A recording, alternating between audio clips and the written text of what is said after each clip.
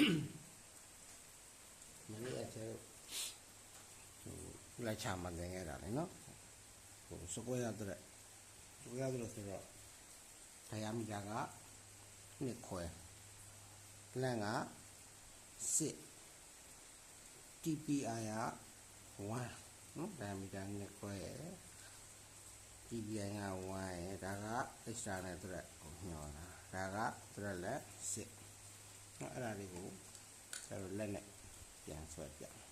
နော်ပေတန်းကျတော့မလို့ steel သုံးရမှာနော်ဆရာကဒီမှာ triangle သုံးတယ်ဆိုတာဟိုအလင်းပြန်နေတော့ steel သုံးလိုက်ရင်ဟိုကအလင်းပြန်လာတာ triangle မှာကျတော့ဒီကောင်းပေါ့နော်ဒါရန်နေဒီဖြစ်ဆိုရင်ဒီလက်မဒါလက်မဝက်ရန်နေဒီဖြစ်ဆိုလက်မဝက် 1/2 ရန်နေဒီဆိုရင် 1/4 အဲဒီဆိုရင် 1/8အဲဒီဒီဆိုရင် 1/6 အတူတူပါပဲနော် steel မှာလည်းဒီလိုပဲပါတာဘယ်လိုပဲချမ်းပါဟိုမှာအလင်းနဲ့ပြန်နေတော့ဒီပဲချမ်းမှာပါတယ်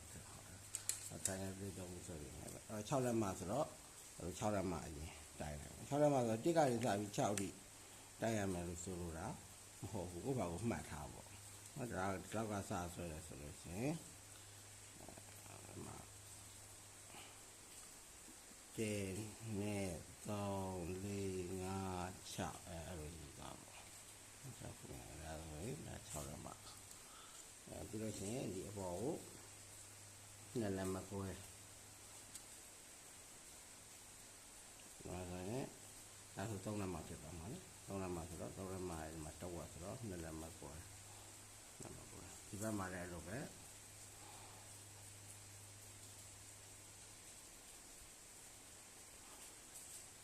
နှစ်လက်မကွဲဒီကလေးတော့နည်းနည်းကြာနော်နှစ်လက်မကွဲပြီးရင်အပေါ်အောက်ဟိုဘက်ထိပ်နဲ့ဒီဘက်ထိပ်ကိုချိန်လိုက်ဒါလည်းနှစ်လက်မကွဲ sorry 6လက်မ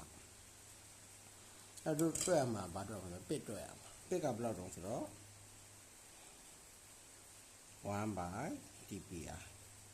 1/dpi ဆိုတော့1/1 1/1ဆိုတော့1ပဲဒီမှာတကယ်စိတ်တဲ့အစိတ်ကလေးတွေက p/2 တွဲရမှာဖြစ်တဲ့အတွက်1/2နော်1/2အဲ့ဒါဆိုရင်ဒီinternet diameter ကိုတော့1/2ကိုရှော့1/2ဒီအနေနဲ့1/2ရှော့မယ်ဒီအနေနဲ့1/2ရှော့အဲ့ဒါလေးကိုမြင်လေးကြားလိုက်အဲ့p/2ရှော့ထားလိုက်ပါဟုတ်ကိုလည်းp/2ပြီးရင်ဒီအပေါ်မှာလိုက်ကြည့်လို့ကန့်လိုက်ရစိတ်ရမယ်ကောင်းတွေကဟို1/2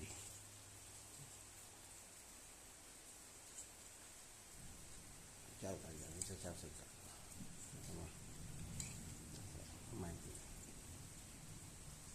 ဒီနာတော့ကနေရှော့ပြဒီမှာ1/2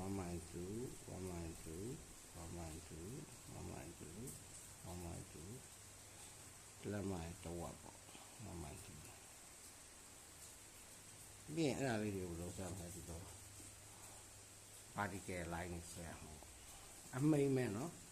ကြားကြတယ်မှာအရန်မမိန်တော့ဘာလို့ပြီးရင်ဘောပင်နဲ့ထပ်မှာမဟုတ်မင်းတို့ကကြတော့အမိန်ဆွဲရမှာ1/2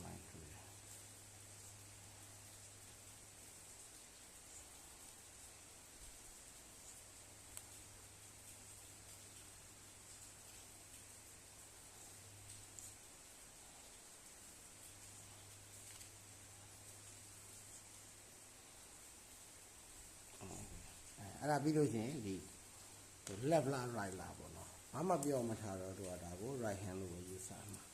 နော်ဘာမှပြောမထားရင် right hand လို့ပဲယူဆမှာ right hand ဆိုလို့ရှိရင်ဒီညာဘက်လက်ကလေးစောင်းတဲ့ပုံပေါ်ရမယ်လက်မလေးစောင်းတဲ့ပုံပေါ်အဲ့ဒါဆိုရင်ညာဘက်လက်မလေးစောင်းတဲ့ပုံ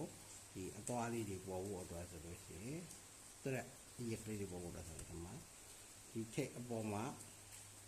မဟာတော့ဘူးအောက်မှာလာဟာပဲပြီးရင်သူနဲ့ချိန်လိုက်မှာဖြစ်တာအဲ့ဒါဒီဘက်ထိပ်နေအဲ့လိုတစ်ခါလေးဆွဲသွားနိုင်တာလည်းကောင်းတယ်မမာတော့ဘူးနောက်တစ်အဲ့ဒါဆိုလို့ရှိရင်ဒီမှာတစ်ချက်ဒီအပေါ်မှာတစ်ချက်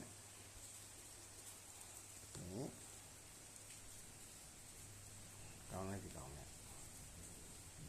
ချိန်မယ်ပေါ်ပေးတယ်ဆိုပိုကောင်းတော့နော်ပေါ်ပေးတယ်လေးနဲ့ပြန်ဖောက်မြင်ရအောင်နည်းနည်းတော့အလင်းပြန်အဲ့ဒါရင်တို့ဘယ်လိုလုပ်တော့ဒီနားမှာတော့ဒီနားမှာတော့ဒီနားမှာတော့ဒီနားမှာတော့ဘောပါဘောမှာဆိုရင်လည်းတော့ပဲဒီနားမှာတော့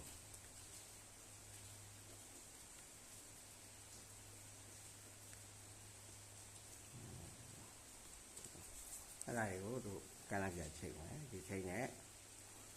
ချိန်ပါဒီချိန်နဲ့ချိန်ပါအဲ့ဒါလေးချိန်ပါအဲ့ဒါလေးချိန်ပါအဲ့ဒီကောင်လေးချိန်ပါ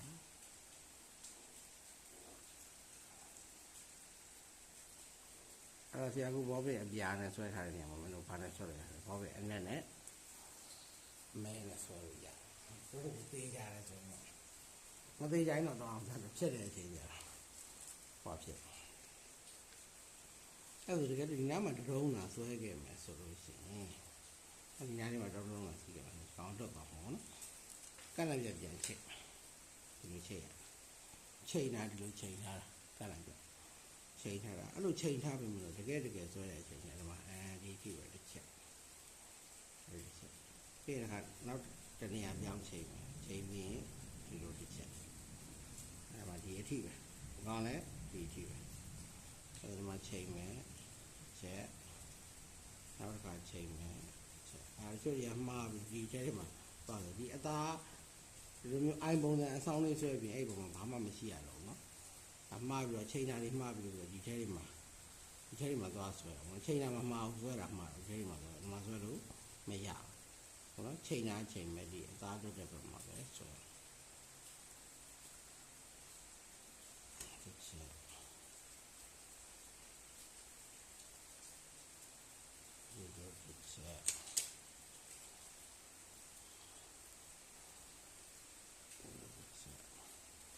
အဲ့လိုဆွဲလိုက်ရင်ဘာတွေပေါ်လာလဲဘာပေါ်လာဒီကြွိုင်လေးတွေဒီကြွိုင်လေးအဲ့ကြွိုင်ရောက်တဲ့အထိကိုဒီမှာအထင်လိုင်းလေးသွားမယ်ဟောဘာလို့ကြရောဘဟုဘယ်လောက်ကျမှာတော့1နှစ်ခွဲဆိုတော့1 by 4 1 ကန်တယ်ဒါတရားနေပြီဆို1ဒါ1 by 2ဆိုကြာလေးက1 by 4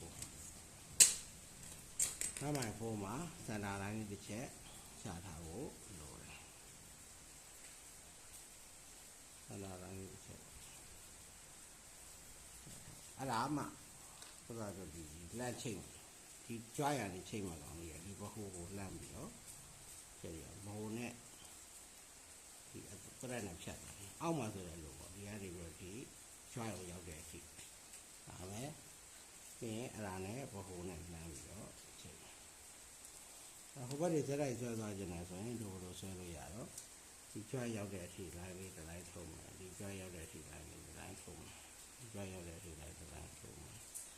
ဒီကြွားရောက်တဲ့အထိလိုင်းတစ်လိုင်းထုံးအောက်မှာဆိုတဲ့လိုပေါ့ဒီကြွားရောက်တဲ့အထိလိုင်းတစ်လိုင်းထုံးရောက်တဲ့အထိလိုင်းတစ်လိုင်း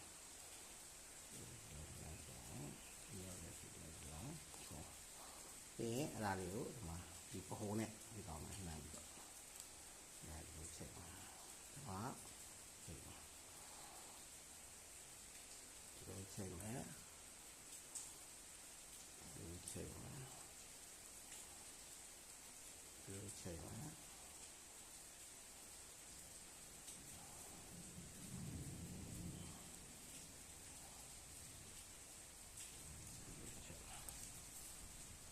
အဲ့ဒါဆိုရင်ဒီနားလေးမှာပါရှိဒီနားလေးမှာဘာမှမရှိဒီမာတော်မှပဲဒီဘက်ဘောင်ကနေပြီးဒီကိုရောက်အောင်သွားစေဒါမှလည်းဒီဘက်ဘောင်ကနေပြီးတော့ဒီကိုရောက်အောင်တစ်ချက်ပို့လိုက်ပြီးသွားပြီးရင်ဒီတောင်းနဲ့ဒီဘက်မှာလည်းအတက်တက်ရှိခဲ့ရင်ချိန်မယ်ဒီလို line လေးတစ်လိုက်ပေါ်လာဒီနားမှာအတုံးလေးသုံးပါရှိခဲ့တယ်ဆိုရင်ဒီတောင်းနဲ့ချိန်မယ် line လေးတစ်လိုက်ပေါ်လာမယ်ပြီးရင်ဒီကောင်ကိုဒီအထိပိတ် အဲ့တော့ဒီနားမှာပါပေါ်မှာနော်ဒီနားမှာပါပေါ်မှာလဲဆိုတော့ဒါမျိုးအဆောင်လေးတစ်ခုပေါ်ရမှာဖြစ်တဲ့အတွက်ဒီညတကယ်ဆိုဟိုဘက်ကလာတဲ့ join နေရလေး join ရတယ်ဒီနေ့တစ်ချက်ဒါမျိုးလေးပါလေးဆိုတော့အမှန်တော့အရှိဆွဲပြီးဖြတ်ပလိုက်တယ်ဒီရုပ်ပဲပေါ်မှာဟိုကငါတို့အရှိမဆွဲနိုင်တယ်ဆိုဒီအပေါ်မှာဘလို့ပေါ်မှာလဲဒီတောင်းနဲ့ကြောင်းနဲ့ join နဲ့ join တစ်ခုပေါ်လာမယ်ဒီအသားကြတော့အလဲဦးရောင်းကြတော့ဒီအရှိရောက်အောင်သွားမယ်ပြီးရင်ဒီထိန်းနဲ့ကိုဒီကမှာပါပေါ်မှာလဲဒီနဲ့ဒီကြအာဟာရနဲ့ဒီနဲ့ကြအာဟာရအရှိပဲအဲ့ဒါဆိုရင်ဒီနည်းပေါ်ဖို့ရှိတဲ့အတွက်ဒီကောင်နဲ့ဒီအလဲနဲ့ဟိုကောင်လေးအဲ့ဒါဆိုရင်ဒါစကွဲရတဲ့ပုံလေးဒီနားလေးတွေပေါ့နော်အကုန်လုံးဆိုရင်လည်းဆဲမှပေးတာပေါ့နော်ဒီနားလေးတွေမှာနည်းနည်း error ရှိနေတယ်ဆိုတော့မပေးတော့ဘူး2မှတ်3မှတ် short လိုက်တာပေါ့ဒီနားလေးတွေချိတ်ကလေးအဓိကတော့ဟိုတက်ရဆွဲတာဖို့အတွက်ဒါဘောပဲနဲ့ဆွဲတယ်ဆိုရင်ကျွန်တော်တို့ဒီအောက်က line တွေဟိုကတိတ်ပြီးထင်မနေတော့ဒါပေမဲ့ခဲတယ်နဲ့ဆွဲတယ်ဆိုရင်တော့ထင်မှာတော့အောက်က line တွေကျတော့အများကြီးဆွဲလို့မရဘောပဲနဲ့ဆွဲတဲ့သူကစိတ်ချတယ်ဘာလို့ဒါကိုဘာလို့လဲဆိုတော့ပြန်ပြီးတော့ကောင်းတွေကိုဖြတ်ပလိုက်လို့ရတယ်position line ကအရင်ထင်မနေဘူးဆိုရင်တော့မဖြတ်လည်းရပါတယ်ဒီကတော့ဒီသရက်ကလေးတွေကြားထဲမှာမရှိသေးကြဘူးပေါ့နော်သရက်ဆိုတော့ကိုဒီအောက်ခြေသရက်အချိုင်လေးတွေကြားထဲမှာရုပ်ရည်သူ့အချိုင်လေးတွေကြည့်လိုက်ကြတော့ဒီကလေးကACMB ပုံစံပေါ်လာတယ်ဒါပေမဲ့ ACMB ကကြတစ်မျိုးပေါ့နော်အလိမ်ပေါ့ဒီကောင်ကကြတော့စကွဲရဆိုတော့ဒီအချိုင်ရုပ်ရည်ကြည့်လိုက်ရင်တော့ဟာပြ ACMB လားဆိုတော့ပြောရရှိတယ်ပေါ့ဒါပေမဲ့တကယ်တော့မဟုတ်ပါဘူး ACMB ကနောက်တစ်ပုံပေါ်လာမှာဖြစ်တယ် ACMB ဆွဲမိရတယ်တစ်မျိုးပေါ့နော်သူပုံထွက်ကလည်းတစ်မျိုးပေါ့ဒါကတော့ square ဆွဲနေတယ် square ပုံထက်ပေါ့ left hand right hand ကတော့ဒါ right hand ဆွဲထားတာပေါ့ left hand ဆိုကြောင်းပြန်ချိန်ရုံပဲစင်နေကနေ table တို့ဘာလို့ဖြစ်လာကြတာဒါမျိုးမချိတ်တော့ပဲဒီလိုကြီးချိတ်တာတစ်ခုကျော်ပေါ့ဒီ line နဲ့ဒီ line နဲ့တစ်ခုကျော်ကိုပြောင်းပြီးတော့ချိတ်တာမျိုးကြီးဖြစ်လာတာပဲဒီမှာတော့ table တက်ဆွဲနေကြဆွဲမပြတော့ဘူးအဲ့တော့အချိန်လည်းအများကြီးမရဘူးဆရာတို့ကစမစာနှစ်ခုစာကိုတစ်ခုစာပေါင်းတင်ရတဲ့ခါကျတော့အညီးလောက်ပဲရမယ်တစ်ခု